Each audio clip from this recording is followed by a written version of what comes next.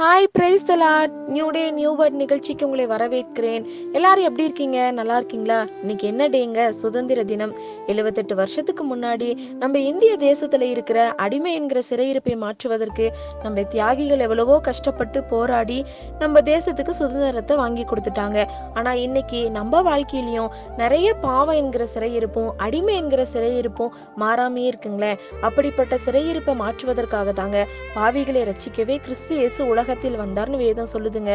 ஏசப்பா கூட நமக்காக அடிக்கப்பட்டு நொறுக்கப்பட்டு ரத்தம் சிந்தி கல்வாரி சிலுவையில் அறைந்து மரித்து 3ஆம் நாள் உயிரோடு எழுந்து இந்த நாளிலும் என் பொண்ணு இன்னைக்கு மனம் திரும்பிடுவாளா, என் பையன் இன்னைக்கு மனம் திரும்பிடுவாளான்னு ஒவ்வொரு நாளும் நம்மளை பார்த்து எதிர்பார்த்து கொண்டிருக்காருங்க. நம்ம பாவத்தையும் நம்ம அதை விட்டு விலகி அந்த சிறையிருப்பை மாற்றும்படி கர்த்தரிடத்துல ஒப்பு கொடுத்து அவரை நோக்கி பார்த்தோம்னு வச்சுக்கோங்களேன், நம்ம வாழ்க்கையும் இன்னைக்கு ஒரு சுதந்திரமான வாழ்க்கையா மாறுங்க.